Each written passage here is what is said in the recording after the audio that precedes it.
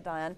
Either way, the taxpayer will end up footing the bill for this court action. Many are asking, was it even necessary for government to go this route in the first place? Morning, Joanne.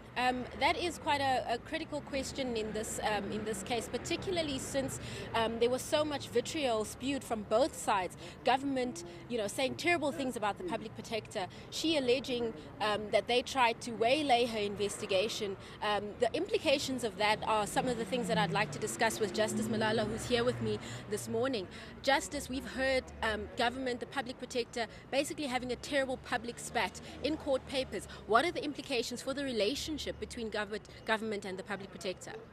I think the relationship is at its worst it's ever been. I think what we've seen this past week, it's not just between the executive and the Public Protector's Office. I think it speaks about the relationship between the African National Congress and the Public Protector, the relationship between Parliament and the Public Protector, and I think actually the public and the Public Protector and the executive. I think to come back from here is going to be extremely difficult. I think it is very clear now that how power, and when I talk about power, I talk about the ANC and the executive now, views the Public Protector's Office is that it's obstructive, it's not cooperating in a manner that they would like to, and I think it's going to be, for the rest of her term, the next 3 years, is going to be very bumpy for her to stay in that office. Now, what we've seen from those court papers is that the state attorney basically says that the Public Protector lied in her affidavit. That's a very serious allegation for one lawyer to make against another lawyer in a signed legal document.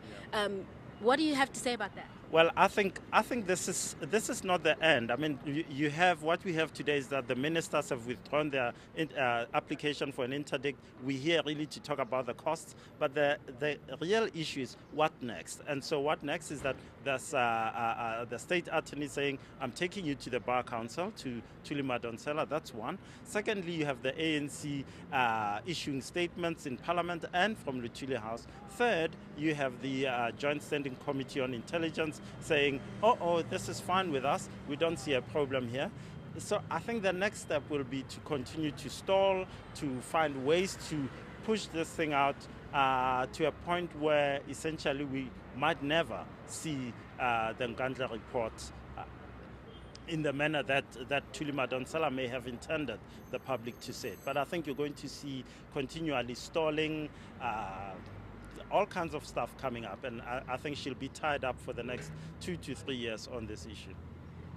Thank you very much, Justice. Well, there you have it. We'll be back later on today to look at what actually takes place in court. We're expecting an argument on costs. There could be a settlement before that. We're waiting to hear when court begins what's actually going to happen and how long it's going to take. Back to you, Joanne. Dianne Hawker, thanks very much. News that moves. eNCA.com.